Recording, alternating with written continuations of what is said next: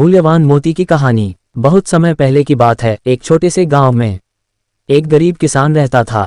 उसका नाम रघु था। रघु ईमानदारी और मेहनत में विश्वास रखता था।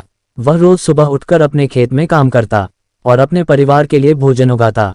हालांकि उसके पास अधिक पैसा नहीं था, फिर भी वह संतुष्ट और खुश रहता था। एक दिन रघु अपने खेत में हल चला रहा था।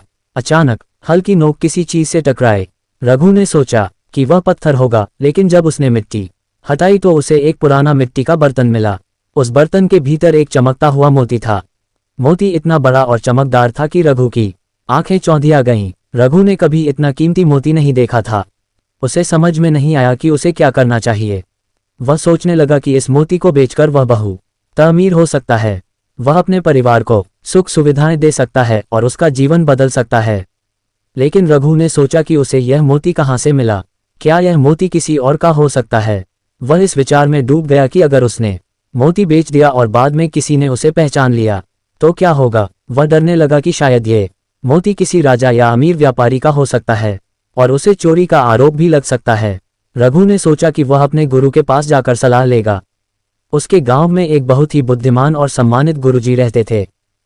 लोग उन्हें हर तरह की समस्याओं के समाधान के लिए पूछते थे। रघु गुरुजी के पास गया और उन्हें सारी बात बताई। गुरुजी ने ध्यानपूर्वक सुना और मुस्कुराए।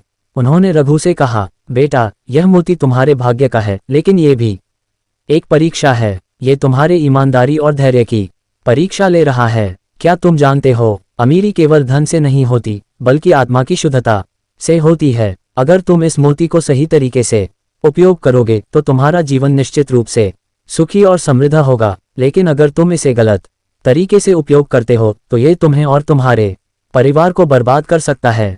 रघु ने गुरुजी की बातें सुनी और सोचा कि वह सही कह रहे हैं। वह मोती को गांव के सबसे बड़े व्यापारी के पास ले गया और उसे उचित मूल्य पर बेच दिया।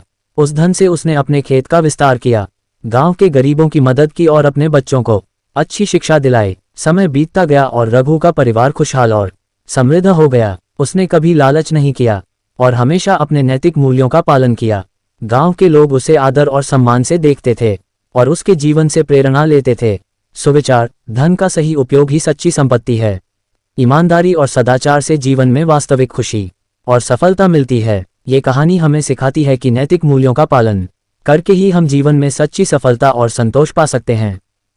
ईमानदारी, सदाचार और परिश्रम ही हमें स्थायी खुशी दे सकते हैं।